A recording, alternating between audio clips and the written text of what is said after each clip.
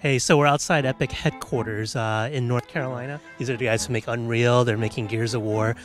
But let's go sneak in and see what they're up to today.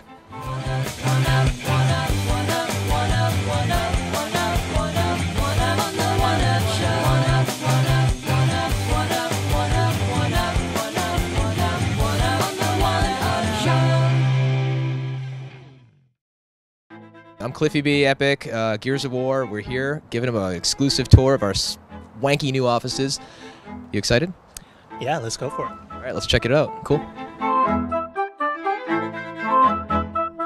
So this is our entryway. This is our lobby, right? And if you look to the right here, you can actually see that this is artwork that was done by a woman, I believe, named Allison out of the UK. And she took Unreal bot pathing and decided to make artwork out of it. And it actually turned out pretty well, so we decided it would be cool to put in the lobby, so it's kind of like, you know, it's art, right? So let's keep moving.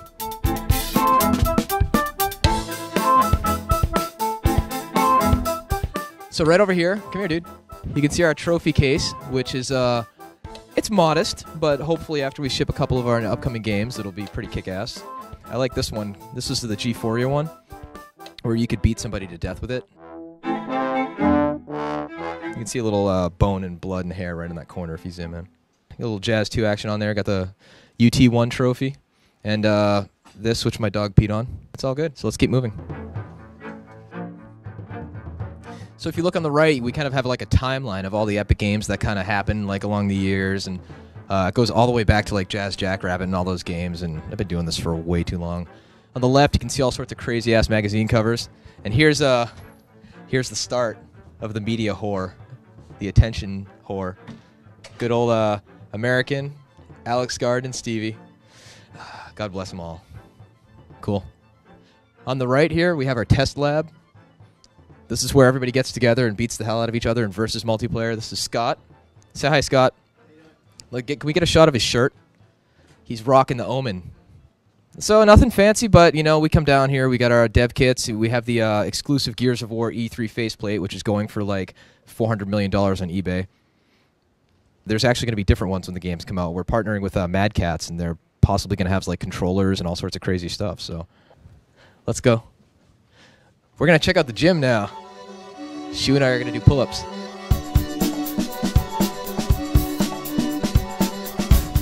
Yeah, it looks like nobody's ever actually been in here and worked out, but I assure you, we do use it occasionally. So, you know, the gym hasn't been used a lot because it doesn't smell like a nutsack yet. Let's go look at the food.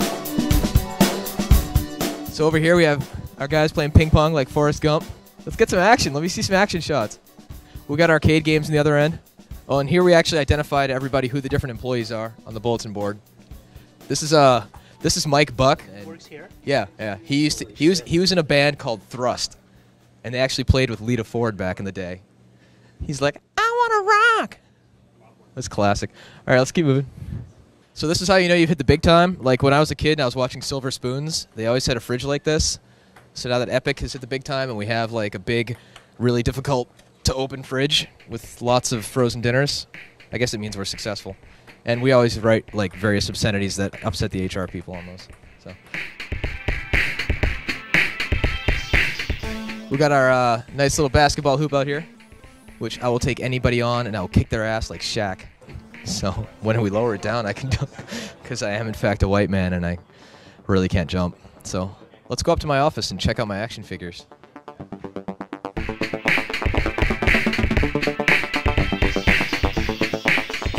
Here we have the old school right here.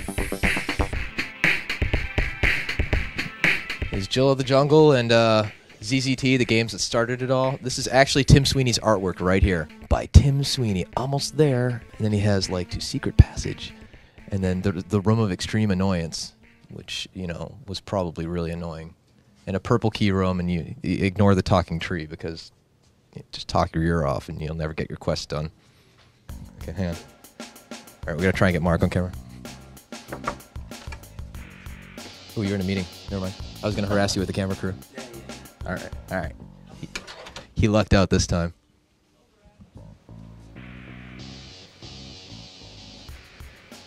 So here we have Dave Nash, level designer extraordinaire. Escaped the clutches of One Electronic Arts to get out here. I did. His daughter's actually going to be a concept artist on Gears of War 2. We're going to kind of go for a Paper Mario type style there. This is Damon. What are you doing? I'm actually adding sound effects to the physics objects over here. Okay, cool. He was formerly of the Ghost Recon Advanced Warfighter team. We kind of stole him. Sorry, Steve Reed. This is my office, and here's my shrine to Optimus Prime. Michael Bay, you fuck this up, I will find you and I will kill you. And you notice it's die-cast metal, by the way, which all good action figures are. This is my workstation. This is my wall of infamy. We have Brittany before she got K-feted, and I'm really hoping she comes back and, and gets the Cheetos off her fingers. We got my autographed Kelly Clarkson picture, which I'm extraordinarily proud of. Got my baby girl and I, Chantel, my dog, Teddy, and my little Ducati ad that I did. Can we get a shot of that? I'm just fucking with you. It's not me. But it looks a lot like me, so. So we've known each other for a little while, and I'll give you some shit once in a while. You can give me all the shit you want, dude. So one thing I want to ask you, just to kind of make fun of you. So you're a self-admitted media whore. Yeah. Like you like the attention. I'm a hooker. You're on the cameras a lot. Does that get in the way of actually, making a game? Well, I mean, at some point, you got to lift your head up and keep selling. I mean, I think there's a certain amount of value to be had to just kind of being like, hey, here's me. If you like the game, check it out. If not, throw tomatoes at me next time you see me at E3, right? I mean, I get a kick out of it, man. I like the fact that I know a lot of the journalists. I like the fact that, we get to do interviews and, do press trips and stuff like that. For me, I mean, I got to go up to New York a couple weeks ago for a few days to kind of do another different kind of press junket, right? And, just being away from the game for a couple days, like, and then coming back and having fresh eyes was actually very revealing for me as far as, what are some of the problems we still have to work out with the game with, all the little nuances of making a great shooter. So that kind of stuff actually, I think, allows me to kind of have a better perspective on the game. You come from a pure shooter background, pretty much, and what does a game like why are there the Halos out there, that do things right, that everyone wants to play, everyone loves, everyone's looking forward to the sequel, and why are there some games like Perfect Dark Zero maybe that some people are into it, but it's not going to have that long-lasting appeal like the Halo does? And then where do you think Gears of War is going to fall into that? The bottom line is, I think what a good shooter gets right is it has that core inner loop of getting the little stuff right.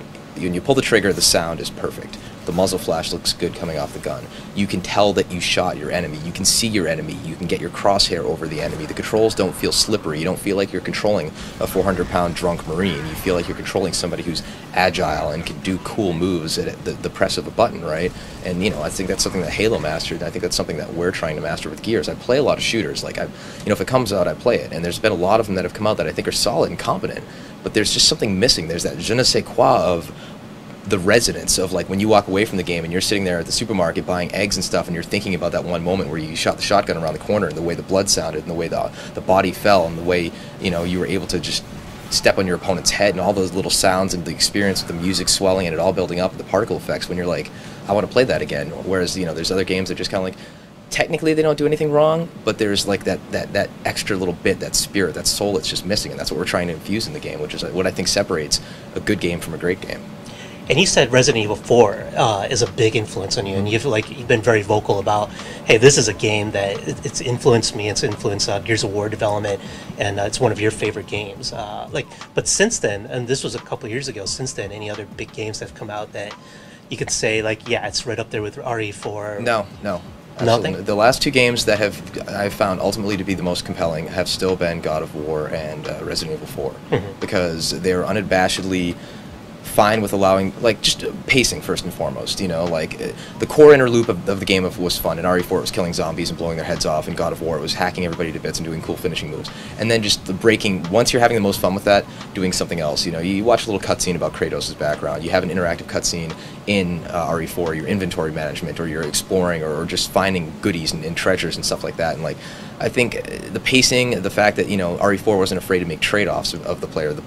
Yeah, you can shoot, but you have to stop and aim, right? And the aiming, it was actually better than Dead Rising's, but it was still somewhat limited. You had to kind of like target the different body parts and everything. And I think it was a situation where both games had great pacing, the graphics were solid, the sound was there, the story was solid, and it's the sum of its parts, man. I mean, everyone wants to peg the one thing that makes a game great. Is it this, is it that? And it's just like everything. It's all of it coming together. You don't go to a restaurant and say, oh, that one, spice or one dish was what made that restaurant great. It was everything. It was the staff. It was the the food, it was the wine, it was the whole experience that makes it great. And I think those games had the full experience.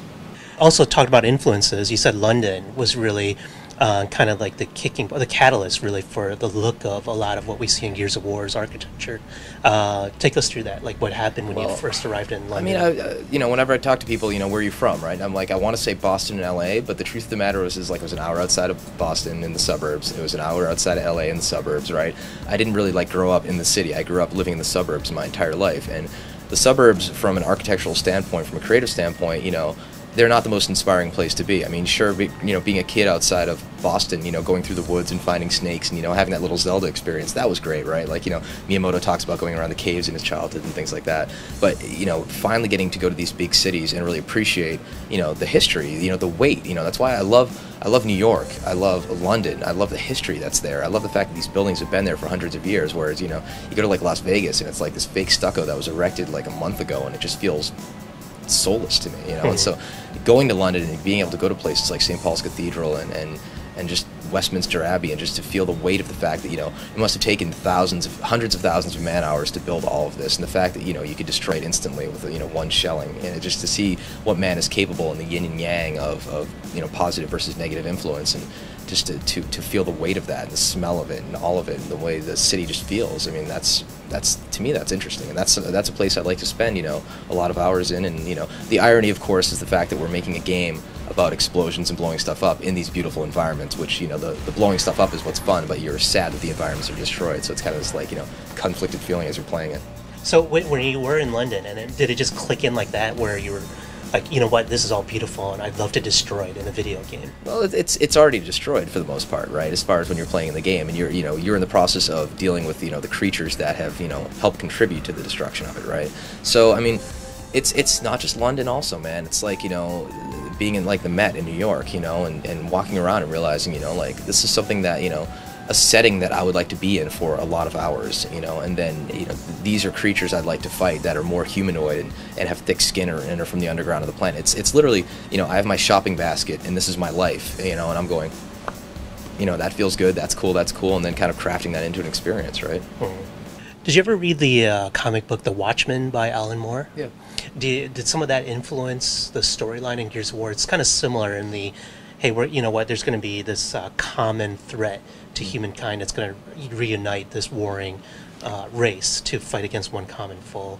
I mean, it's not exactly a unique storyline, but I mean, did some of that influence you? Well, I mean, we don't really have an enemy name. I mean, a character named Rorschach or anything like that. But I think, when you have entertainment like that that speaks to common themes that are universal throughout history as far as where a society is, I think we're not going to come out in Gears and be like, oh, this game is about this or that as far as, any sort of political agenda I have. But if the game can kind of make people in the back of their heads think a little bit about, having a common threat and the trade-offs between freedom and security and energy resources and, a lower tech enemy from beneath that you weren't expecting to attack and things like that, I think, if there ever was a time for a game that kind of, maybe had those themes in it, I think now's appropriate, and if you can use your medium of gaming or, comic books or film, V for Vendetta, not exactly subtle in that one too, of course, based on his stuff as well.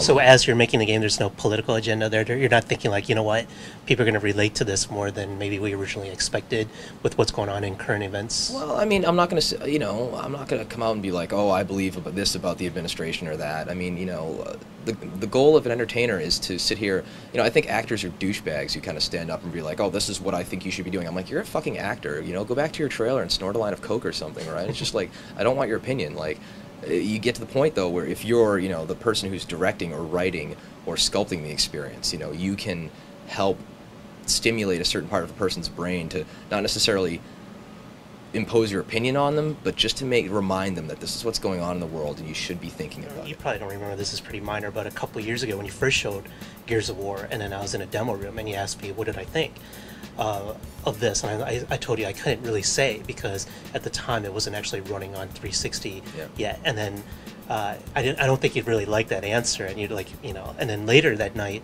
at a party I actually caught you talking to somebody else saying, oh man, that shoe, you were kind of pissed off about it. You didn't realize I was standing right behind you and you were talking shit about me. And it wasn't anything bad, but you were The just... thing is, dude, is that is motivation. See, it's like, for me, it's like the guy who wants to get the girl who, like, initially she's like, whatever, and you're like, oh, I hate her, but I just want to date her, though, and so it's the same kind of thing where, like, if I didn't have that moment of knowing, EGM for me, and again, this goes way back, like, going back to the early issues of, like, reading, like, when Ed Simrad and Insert Coin and all that shit way back in the day, who's this Quarterman guy, and, ooh, the new Strider's coming out in the Genesis and all that, right, the big Ghouls and Ghosts cover where it's all, like, like, all that shit, right, going way back, it's like, for me, we were on the cover of EGM, like, way back in the day, right, but then to also, to be here at E3 and then to, have the game that we think is the shit, then to have the editor of EGM being like, I'm not buying it. I mean, that actually lights a fire under your ass to go back and be like, I want to win this guy over. I want to win him over. I want him to play it. I want him to like the game. And, and then, like,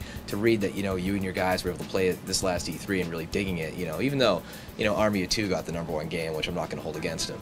But I think, that's a motivator for me. So, cool. It's like, Shu's not feeling it. He's not buying it. We got to win him over, and it's a motivator. If there wasn't that kind of doubt, then, the game might not be as good. That's my office. Cool. Let's keep moving.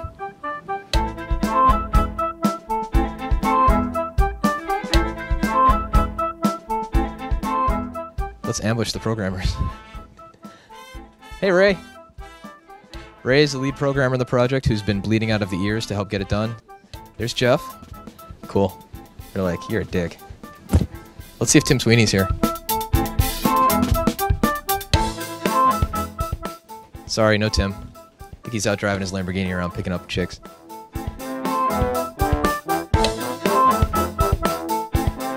What's up? This is Chris Perna, badass artist. He's a lead artist in the project, responsible for making stuff looking hot. And one of the main reasons, besides Chris, that you're here is to see what's behind you, which is he actually sculpted a locust head. I don't know, that's probably what you look like in the morning, man. Cool. Thanks, Chris.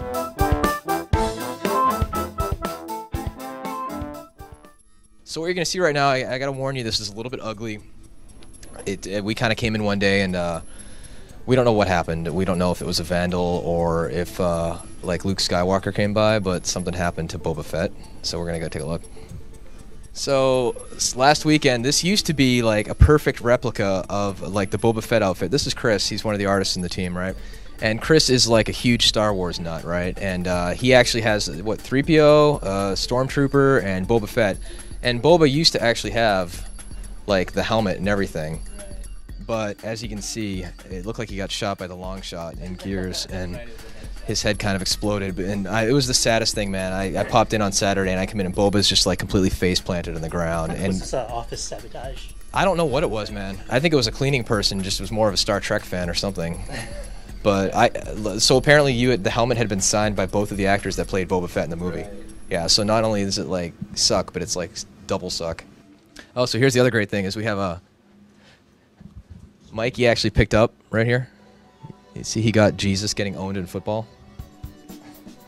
He's not quite getting owned. No, that kid's totally office linebackering him. Jesus is like, oh, what's up, bitches? And he's like, I got you, Jesus. Who's your savior now? So, gonna get fired for that one. One more thing here. So... there's this company that will actually take 3D models that you send to them and print them out, like as like solid objects. So this is actually a piece of architecture from Gears that Josh J sent in and had it printed out. And you can see, it's fairly solid, right? I actually figured it kind of looked like the Ringwraith crown in, like, Lord of the Rings, right? But right here, like, this is something we see all over the place in the game, and then to actually see it in person is kind of cool. This is Pete Hayes. Artist extraordinaire, has a really good toy collection, including a diarrhea slug toy. And so here we have the best part of the office, which is where Kevin works, and he has like the accurate male model. But the great thing is he actually has a detachable penis. Detachable half penis. Yeah, do you want to give it a lick? He just sniffed his balls. So I'm just going to take the dick and put it down on his keyboard and say that I put my balls on his keyboard. Ooh, we should check out the motion capture studio just to say, that we did.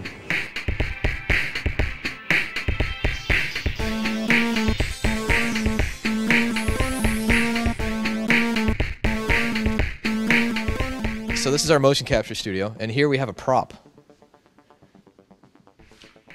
This is like the Lancer. You feel that, dude? Oh, the assault rifle. Yep. The human assault rifle. Yep. You know, you see it in the game, it looks a lot better. It kind of lost in translation right here, whereas it's, you know, duct tape fixes everything. So, Still good for me. Yeah, thank you. I heard you actually killed somebody with a shotgun melee? Yeah. But I actually, because I was just in the middle of battle, I didn't realize I didn't have the chainsaw equipped. So you that just was kind bonked of him? by accident. It's not, it needs like a louder sound and a screen shake when you hit, so. But this is motion capture. It was really important for us to have a very large space since we have all the monsters in Gears of War, and we wanted to make sure we could actually capture their motion.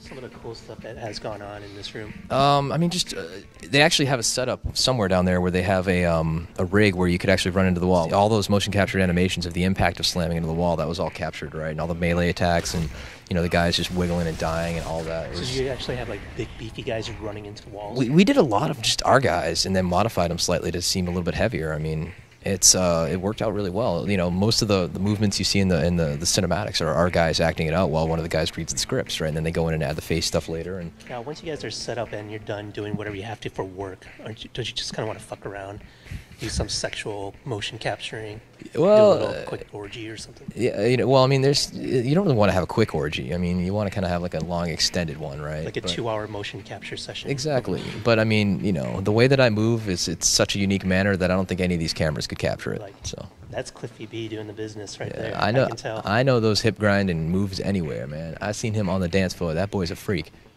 So that's pretty much it. It's cool. So hope you guys dug the tour.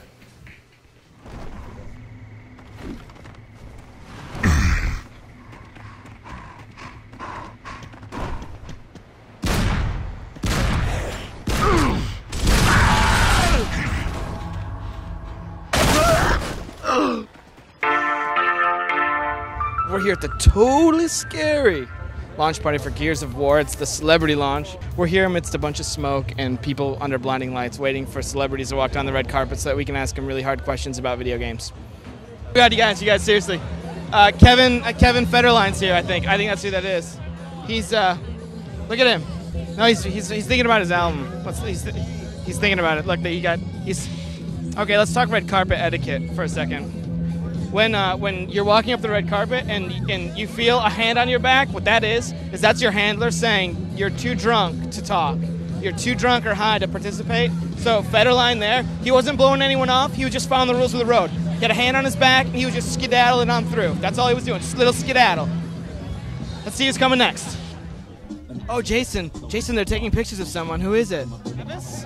Is that Travis from Blink-182? I don't know. It's Wilmer Valderrama, I think, from That 70s Show. Alright, so what's going on here, Luke? We had to move to a new spot because a news outlet was in ours, and they said it was theirs, but I didn't read the name tag. So what I did was I moved us down here, and I've created a spot, and it's going to happen right here, all of it. We're going to take the sloppy seconds from everyone's interview and just fucking mop them up. TV Guide, they have the letter E in it, just like video games, I'm sure. Good interview. Good questions, I bet. Oh yeah, you're making fun of my hair, huh, server boy? Huh? You think I have funny hair? Think you have hair like me? Yeah, you think? Ooh, it's your special day. It's your big day. Your big game. You're launching. That's right. I'm talking to you. I'm whispering cowardly behind your back. Oh yeah, yep. Do those interviews. It's fine. We're talking to you right now. No, we don't do it with him. How you doing, man? This is your big night. We're here with Peter Jackson at the King Kong premiere.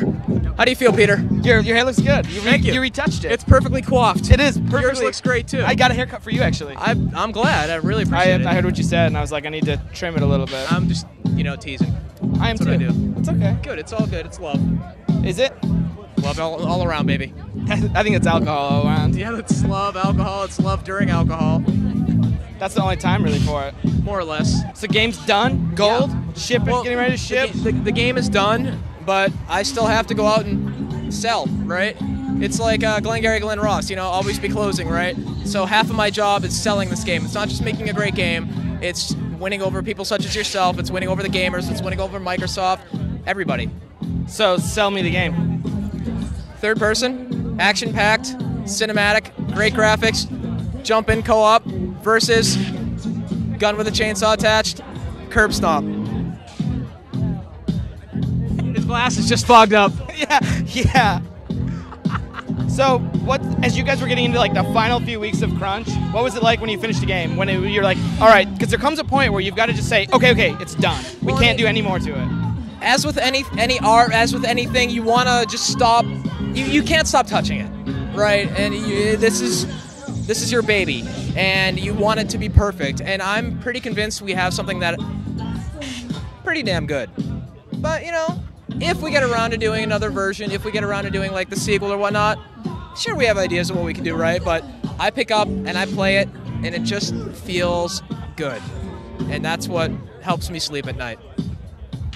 Other versions, Cliffy? What's if the game does well, which we would consider doing a sequel. So you're done. The project's over. Now you have to run around and sell the product. And what's the harder part for you, to sit there like the crunch part of it, or this running around and dealing with people like my bullshit? It's a lot of bullshit. It's nothing a good trip to the spa won't fix, right? I gotta exfoliate, right? Well, we'll see you inside. Cool. Thanks, Congrats. Luke. Seriously, though. Appreciate it, I'm looking man. forward to getting to play through it all next week. I believe Looking next forward week. to your opinion. I'll send you an email. Thanks, man. Jesus. That was it. That was Luke softballing Cliffy B, because it's his day, and you don't tease a guy on his birthday. You just let him celebrate. Whose birthday is it? It's Cliffy. It's his game. So Mark, you just stopping by to bullshit? What's the deal? Spreading the love, dude. Yeah, Spreading the love. That's a good use of words. So this is the big coming out party. This is it, right? Well, yeah, because we're gold now, so that's pretty exciting. So we'll have the game in stores in about 2 weeks. Yeah, and I mean, like, I get to mess around with it next week. I'm looking forward to going in and finally getting my hands dirty with all the single player I haven't got to see. I think you're gonna like it. I have my very own retail copy of Gears of War already. Fully boxed and everything? No, they haven't done that yet. Just green. Yeah, they do those discs early, so I have one. I've been at home racking up achievements. It'll take me weeks to get to where most of these good players get in a half an hour. Right. So I mean, how is shipping a game like Gears different from shipping another game from Epic? I mean, you guys make big games. What separates the two? Well, I think Gears will be especially big because, I mean, the trend is single-player games are the big sellers. A game that someone can take home and just play. And most of the games we've made, you know, our best games, Unreal Tournament, it's kind of multiplayer focused. So it doesn't justify this kind of excitement. I mean, you see Halo. Halo sells, you know, it's multiplayer, it keeps people playing, but it sells because it has a great story and a great progression that you play through. And so I think Gears has that same kind of quality. Well, I mean that's what Microsoft's hoping, is to add another extremely strong IP to their catalog, and they're sort of like banking on Gears to do it, right? It's nice that it's our IP. It is. It is your IP. It's very much so. Yeah, that's absolutely. It is your IP. Cliffy mentioned already. He was talking to me just a minute ago. He was like about doing a different version of the game if this one does well. Was he talking about a special edition version of Gears? Or is he just is it just a loose lip sinking shit? I have no idea. He's the man. Yeah, no, I mean, this is his night. His hair's all frosted. He looks all pretty. Looks good. Yeah, and you're it's the Cliffy B show out here, right? I mean, yeah, everyone's lined up to meet him. I mean, that's, you know, he's earned it though, right? And you guys all have. Absolutely. I mean, you guys have all been plunking away at this game for a while. The entire development team's just done a great job, and back in the summer when we locked down this idea of shooting for November 7th, that was a really, really scary proposition, and I don't think it was an easy decision for anybody. I mean, a couple of us were involved in making it, and the dev team just completely kicked ass. I mean, I'm not sure I believed back when we made the decision to shoot for this November 7th release that it was even possible.